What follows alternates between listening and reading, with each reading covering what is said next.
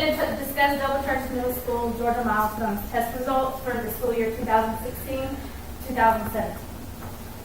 Just to give you a breakdown of Double Church's demographics, on the left you will see the demographics by race. Totally we have 437 students at Double Churches. 181 of them are white or Caucasian. 10 of them are Asian. 29 are Hispanic or Latino. 196 of them are Black or African American, and 21 of them are multiracial. So that's the breakdown for the race at Double Churches. Here's some other demographics that we can go over quickly about Double Churches. We have 225 kids that are males. We have 214 kids that are females. I'll go over the economically disadvantaged when I finish.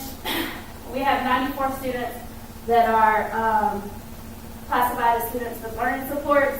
We have 25 gifted kids and 3 kids that take English as a second language.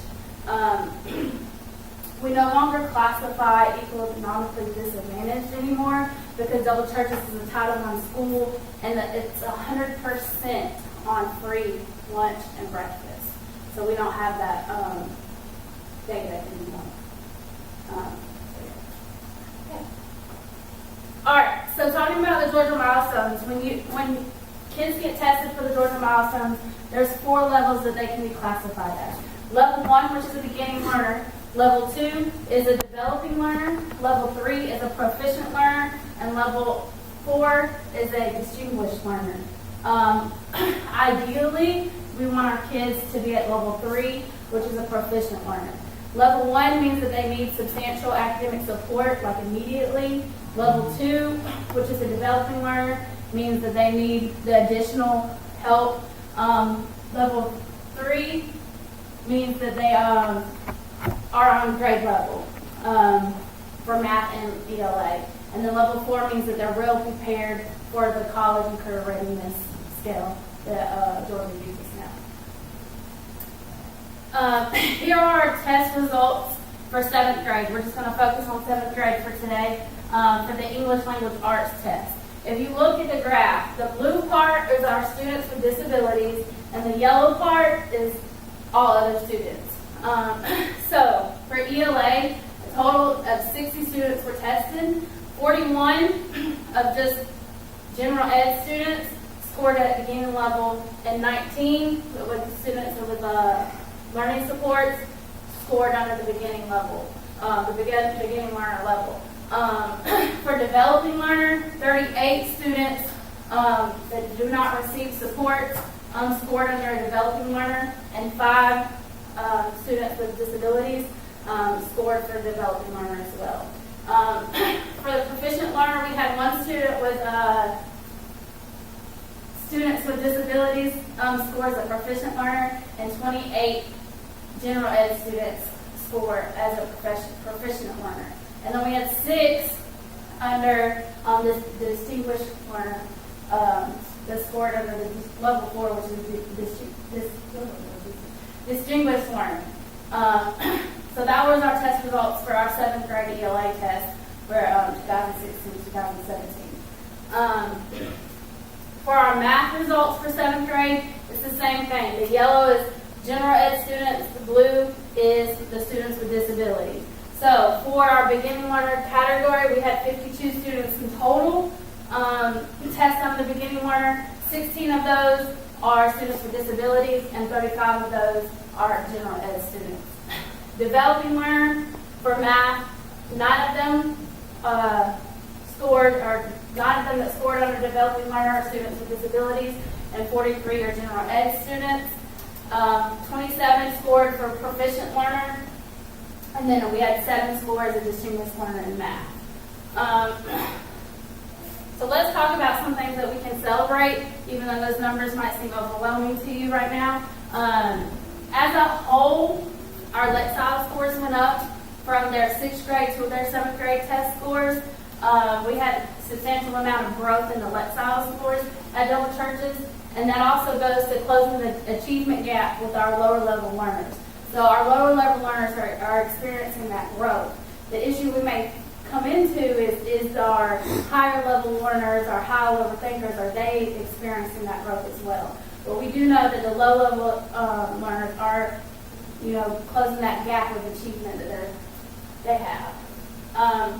Some of the areas of need that you can see from the numbers is 75% of 7th grade students are below grade level in math and ELA.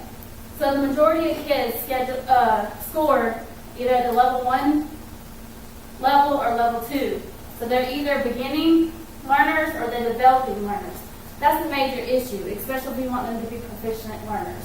So that's definitely an area of need for us. So this is what we're going to do to try and fix it a little bit, is we're going to give the remediation time for our level 1 and level 2 learners.